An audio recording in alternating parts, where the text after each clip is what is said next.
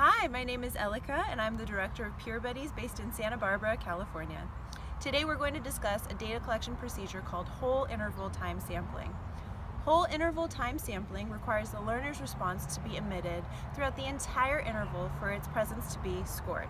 It tends to underestimate the occurrence of behavior and is useful when it's important to know that the behavior is not interrupted. This measurement system is typically used to measure on-task behavior and sustained eye contact. Today we're going to measure sustained eye contact during conversations using whole interval time sampling. I'll give you a few seconds to get your data collection sheet ready. To measure behavior, place a check mark in the interval in which the behavior occurred throughout the entire interval. For example, if eye contact was sustained for the entire 5-second interval, a check mark would be written. If, on the other hand, eye contact was fleeting within the 5-second interval, do not enter a check mark. The percentage is calculated as number of check marks divided by intervals. So, if eye contact was sustained throughout intervals 1, 3, and 4, the percentage would be calculated as 3 out of 5, or 60%. Eye contact should be measured for two separate behaviors. First, when the participant is listening, and second, when the participant is speaking. Our goal is that the participant sustains eye contact in 50% of the intervals when speaking and 80% of intervals when listening. When collecting data, choose one of these behaviors only. Do not attempt to collect data on two behaviors simultaneously. Typically, you'll want to start with the behavior that has the lowest response effort to ensure faster acquisition and success. In the case of eye contact, it's generally easier to sustain eye contact when listening, so you'll likely start there. Please note this could vary from person to person, so check in with your supervisor prior to deciding.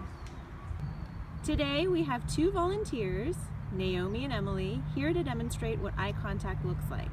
Naomi is going to assume the role of participant, and Emily is going to take the role of peer buddy.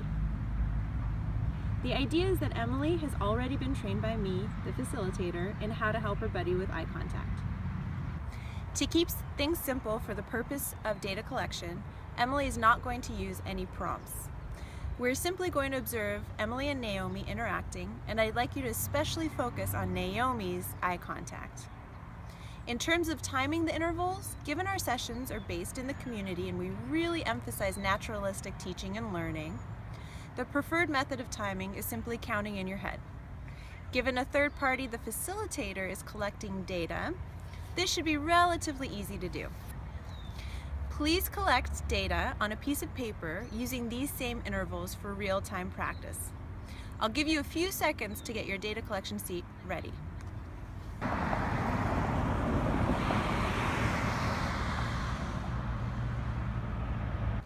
Naomi, I've been so excited to tell you about my day today.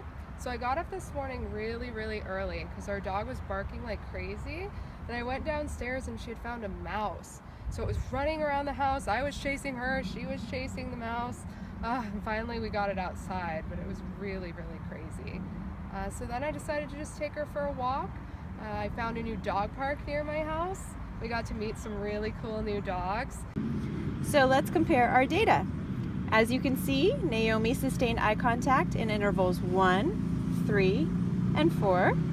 In other words, she sustained eye contact in 3 out of 5 intervals, or 60%. Given our goal is 80% when listening, this tells us we need to continue working on this goal.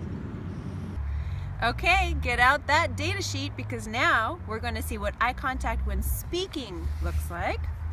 I'll give you a few seconds to get your data collection sheet ready.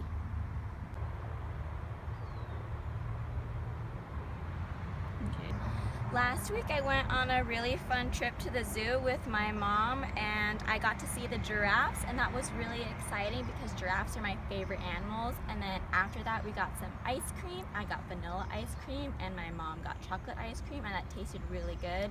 And I really hope that I go back sometime soon because I really had a fun time and I already miss the giraffes a lot, and I hope they miss me too. Let's compare our data again. As you can see, Naomi sustained eye contact in intervals 2 and 3.